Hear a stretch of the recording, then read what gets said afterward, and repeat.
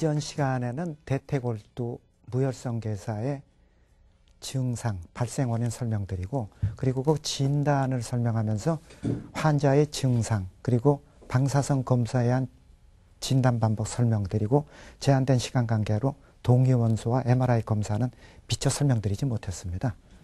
그래서 오늘은 지난 시간에 설명드린 환자의 증상하고 방사선 검사에 의한 진단 방법을 우선 간단하게 요약해 드리고 나머지 부분을 설명드리도록 하겠습니다.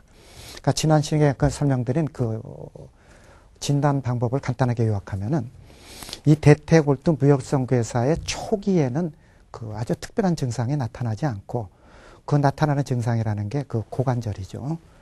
이 서해 부위 앞쪽에 막연한 불편감이나 거북한 정도거든요.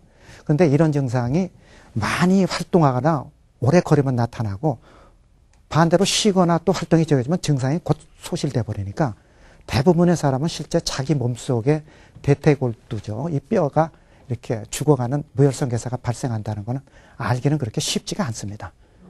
그리고 또 하나는 이 시기에는 단순한 엑스레이죠, 단순 방사선 검사로는 확인이 거의 불가능하거든요.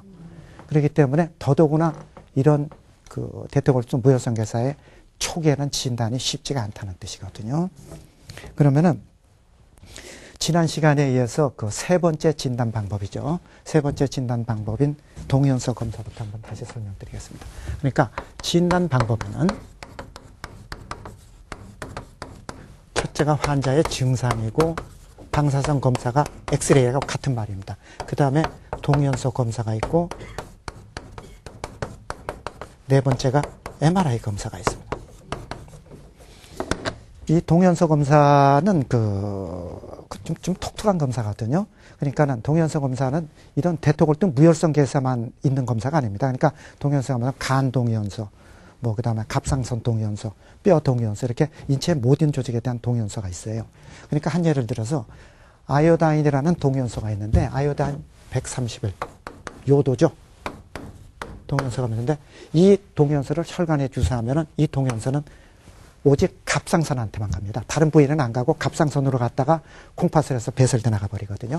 그러니까는 만일 갑상선의 어떤 한쪽 부위에 암이 걸렸다, 예를 들어서 그렇게 되면 그 암이 걸린 부위는 정상적인 갑상선에 비해서 세포 활동이 왕성하니까 신진대사가 증가하거든요. 그러니까 신진대사가 증가한 것만큼 이 동위원소에 흡수되는 양이 다른 정상 부위에 비해서 많아질 수밖에 없어요. 그게 찍힙니다. 똑같은 이유로 테크니치움 99M이라는 동위원소가 있는데, 이 동위원소는 혈관에 주사하면 딴 데 안 가고 뼈에로만 갑니다. 그러니까 뼈에서만 흡수가 되거든요. 그런데 대퇴골두 무혈성 괴사라는 단어는 뼈가 죽어가는 골괴사하고, 그 다음에 뼈가 죽어가서 죽은 뼈가 새로운 뼈로 대체돼서 만들어진다 그랬잖아요. 뼈가 새로운 뼈가 생성되는 골 생성의 과정에 동시에 일어나니까 뼈가 죽어가는 골괴사가 발생한 부위는 정상 뼈보다는 동위원소 흡수량이 적고, 뼈가 생성이 되는 부위는 동위원소 흡수량이 많아지거든요. 그렇게 되니까 정상 뼈에 비해서 흡수되는 양이 달라지게 됩니다. 그러니까 이 원리를 이용해 가지고 하는 검사가 동위원소 검사거든요. 그러니까 이 동위원소 검사는 그러니까는 단순 방사선 검사, 엑스레이죠. 엑스레이에서 발견이 힘든 초기 질환의 발견이 가능해요. 그러니까는 대퇴골두 무혈성 괴사의 조기 진단에 상당히 도움이 됩니다. 그리고 네 번째 MRI 검사는 이 MRI는 정형외과의 모든 질환의 진단으로는 아주 유용한 검사거든요. 그러니까는 솔직히 MRI 검사가 우리나라에서 이렇게 아주 일반화된 거는 그렇게 오래되지 않았습니다. 그러니까 도입된 거는 한 15년 가까이 되지만은 일반적으로 보편화된 건 한 10년이 안 됐거든요. 그러니까는 지금 생각해도 이 MRI 검사가 일반화가 되기 전에는 정형외과 의사들이 그럼 그때는 어떻게 정형외과병 진단했지? 이 정도로 MRI 검사는 아주 정형외과에서 아주 유용하고 필요한 검사예요. 그러니까 대퇴골두 무혈성 괴사의 경우는 이 MRI는 병의 진단뿐 아니라 병의 진행 과정을 아주 정확히 보여줘요. 정해 보여주니까 진단뿐 아니라 치료 방법의 결정에도 아주 중요한 판단 기준을 주기 때문에 동위원소보다는 훨씬 뛰어난 검사로 평가되고 있거든요. 그래서 이 MRI가 일반화된 최근에는 대퇴골두 무혈성 괴사 진단 목적으로는 동연서 검사는 거의 잘 사용하지 않고 있습니다. 그럼 한번 일반적으로 검사는 MRI를 한번 볼까요? 이게 정상 사람의 대퇴골두의 MRI 모습입니다. 뼈가 이렇게 하얗게 보이거든요. 하얗게 정상이에요. 이 환자는 엑스레이는 정상이었던 사람이거든요. 그런데 술을 하도 많이 드셔가지고 혹시나 해가지고 MRI 검사를 했더니 대퇴골두가 다르죠, 모양이. 까맣게 보입니다. 까맣게 보여요, 이쪽에. 그러니까 이분은 정상 사람의 MRI, 이분은 대퇴골두 무혈성 괴사의 초기 환자입니다. 그런데 이전 시간에 제가 설명드렸죠. 대퇴골두 무혈성 괴사는 한쪽뿐 아니라 반대쪽에도 동시에 올 확률이 60%가 넘다 그랬어요.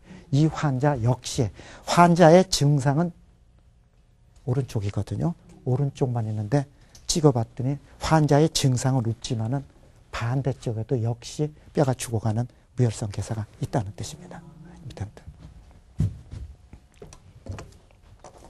자, 이런 식으로 MRI 검사는 대퇴골두 무혈성 괴사의 진단에 아주 확실하고 정확한 진단을 만들어주는 검사 방법입니다. 그러면 이렇게 진단된 대퇴골두 무혈성 괴사는 어떻게 치료하냐는 얘기죠. 일반적으로 정형외과 치료는 수술 방법이 크게 둘로 구분됩니다. 하나는 수술 치료, 하나는 수술 아닌 보존적 치료.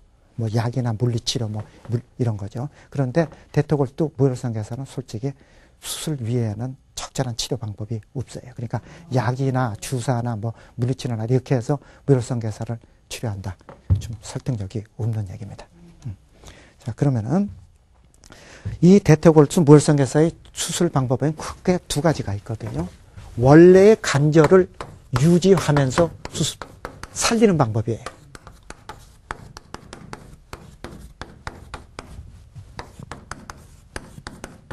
두 번째는 아예 그냥 죽어버린 거를 인공관절로 아예 팔아끼는 방법. 두 가지가 있거든요. 근데 어떤 방법으로 수술할지 결정하는 가장 중요한 요소가 병의 진행 정도입니다. 그러니까는 빨리 발견할수록 좋다는 뜻이죠. 빨리 발견. 그리고 그러니까는 대퇴골두의 변형이 발생하기 전 엑스레이 봤더니 괜찮아 보인다. 그때는 원래 관절 유지하는 수술 방법을 시도할 수는 있습니다.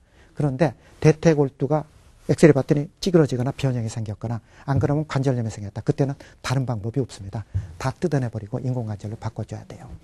그러니까는 근데 문제는 인공관절이 아무리 좋다 하더라도 원래 관절 기능을 따라갈 수는 절대 없거든요. 절대 없지만. 그러니까 원래 관절을 유지하는 방법이 보다 이론적이고 아이디어라니까 빨리 진단이 무엇보다 중요해요. 빨리 진단하는 게. 자, 원래 관절을 유지하는 수술 방법은 크게 두 가지가 있거든요. 대퇴골두 가운데 구멍을 뚫습니다. 그래서 구멍을 뚫어가지고 막혔던 혈관의 재생을 도와주는 방법이 있거든요. 알아보기 쉽게 그림을 그렸어요. 죽어간 부위에다 이렇게 구멍을 뚫으면은 혈액순환이 촉진되고 혈관의 재생을 도와준다 그래요. 이분도 양쪽이 똑같이 대퇴골두 무혈성 괴사가 있어요. 그러니까 구멍 뚫린 거 이렇게 보이죠? 시끄럽고. 보이잖아요. 이 방법이 있고 두 번째 방법은 그 다음 사진 볼까요? 대퇴골두 무혈성 돼가지고 이렇게 뼈가 죽었어요. 이전 시간에 대퇴골두 무혈성 괴사가 오더라도 대퇴골두 중에서 가장 많이 보는 부위가 하중을 받는 부위라 그랬어요. 여기서 가장 머니까. 그러니까 여기를 뼈를 분질릅니다. 절골살 뼈를 분질러가지고 이걸 90도로 돌려줘요. 90도로 돌려주면은 이쪽 부위가 위로 올라가고 뼈가 죽은 부위는 옆으로 가거든요. 그렇게 되니까는 하중을 받는 부위는 괜찮은 부위로 바꿔치기가 되는 거죠. 되거든요. 이런 두 가지 수술 방법이 있습니다. 그러니까 이런 원래 관절을 유지하는 수술 방법은 이론적으로는 아주 좋아요. 근데 문제는 뭐냐면은 수술이 아주 테크니컬로 힘들고 그렇기 때문에 실패율이 높고 결과가 확실하지 않습니다. 결과가 확실하지 않다는 말은 무슨 말이냐면은 일반적으로 인공관절 수술을 하면은 이 환자는 상태가 있다니까는 수술하면 어느 정도 좋아지겠다. 예측이 가능한데 이런 수술 방법은 수술하고 나서 어떻게 될지를 예측이 불가능하다는 뜻입니다. 그렇기 때문에 좀 그 수술 방법에 한계가 있거든요. 그리고 두 번째 문제는 인공관절 추환술에 비해서 뼈가 저렇게 분질러서 돌려내니까 뼈가 아물 때까지 시간이 걸리잖아요. 그러니까 회복 기간이 깁니다. 그러니까 이런 단점 때문에 모든 환자한테 시행하는 게 아니라 젊은 사람, 둘째가 아주 초기에 무혈성 괴사에 아주 그것도 제한적으로 시도되고 있습니다. 그리고 두 번째 수술 방법인 인공관절 추환술이죠. 인공관절 추환술은 수술 결과 확실하고 그 결과 예측 가능하고 그리고 수술 후 회복 기간도 짧고 이런 문제 때문에 그 거의 대다수의 이 무혈성 괴사는 인공관절 추환술로 수술을 시행하고 있습니다. 근데 이 수술의 단점은 뭐냐면 인공관절의 단점이거든요. 인공관절을 수술하면 수술 후에 관절 운동에 대한돼가지고 고관절이 완전히 구부릴 수 없어요. 그러니까는 땅바닥에 쪼그려 앉기가 힘들어서 온돌방 생활이 힘드니까 침대 생활을 해야 됩니다. 근데 문제는 뭐냐면 이런 수술을 많이 해보면은 도해지분들은 대개 아파트에 생활하니까는 침대 생활하니까 고관절이 완전히 구부리지 않아도 이렇게 문제가 없어요. 근데 시골에 계신 분들은 아직도 대부분은 침대 생활이 아니라 온돌방에서 생활하거든요. 그러니까 수술 후에 아픈 거는 좋아졌는데 방바닥에 쪼그려 앉지 못하니까는 불편하다. 그래서 수술하고 나서도 별로 그러네요. 그래서 이렇게 불편해하는 분들이 생각보다 많습니다. 생각보다. 또 그다음에 이 수술은 그 인체 조직하고 달라가지고 그 수명이 있죠. 그래가지고 오래 쓰면은 관절이 마모돼서 닳아 없어지기 때문에 수명이 닿으면은 갈아 끼워줘야 되거든요. 재수술을 해야 됩니다. 그리고 이런 단점이 있어요. 그리고 이렇기 때문에 그 인공관절의 수명은 20, 30대의 젊은 사람이에요. 젊은 사람은 수명이 10년을 넘기기 어렵습니다. 그리고 60대, 70대의 나이든 노인은 15년 이상 20년까지도 사용 가능하거든요. 그 이유는 간단하죠. 젊어서는 그만큼 뻘뻘거리고 활동량이 많으니까 활동이 많은 만큼 닳아 없어지기 때문에 그 수명이 짧은 거거든요. 그래서 그 젊은 사람이 인공관절 수술할 때는 그러니까는 그 인공관절 수술 후에 10년, 20년 후에 재수술을 하는 것까지 생각해서 고려해야 되기 때문에 상당히 신중해야 됩니다. 그럼 왜 재수술을 하는 것을 신중하게 생각하냐?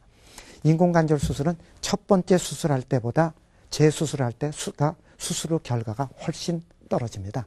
그러니까 관절 운동 제한도 그만큼 많아지고 그다음에 관절의 통증도 일부 많고 그렇기 때문에 그 나이가 젊든 나이 드셨든 무조건 대퇴골두 무혈성 괴사라고 인공관절 추환술을 시행하는 것은 좀 상당히 좀 생각을 해야 된다는 뜻입니다. 자, 이렇게 지금까지 그 2회에 걸쳐 가지고 대퇴골두 무혈성 괴사에 대해서 발생 원인, 진단, 치료 그리고 그 문제점에 대해서 설명드렸거든요.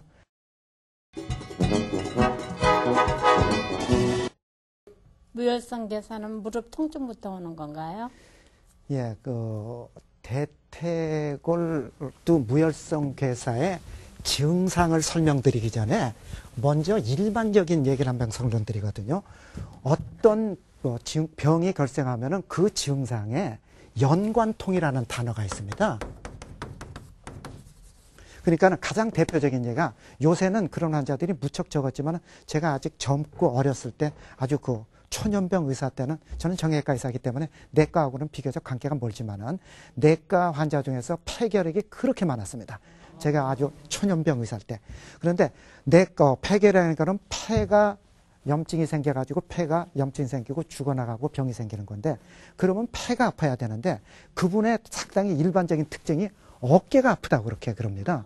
근데 어깨하고 폐하고는 아무 관계가 없는데 문제는 뭐냐면 어깨를 통증을 지배하는 신경하고 폐를 컨트롤하는 신경이 같은 부위입니다. 그러니까 뇌에서는 폐가 이상이 생겨도 똑같은 신경의 컨트롤을 받기 때문에 어깨가 아프다고 느끼는 수가 있거든요. 그거를 연관통이라 그럽니다. 그러니까 엉뚱한 치료하게 되는 거죠. 실제는 폐가 이상이 있는데도.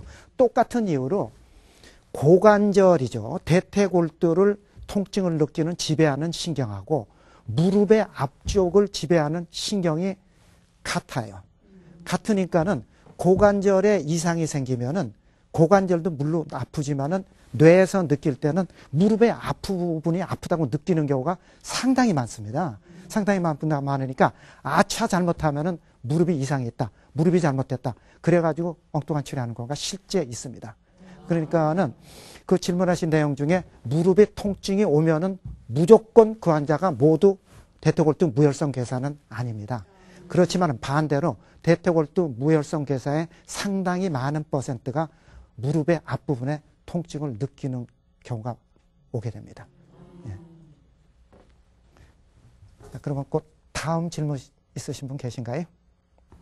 무혈성 괴사는 가벼운 운동을 하면 도움이 되나요?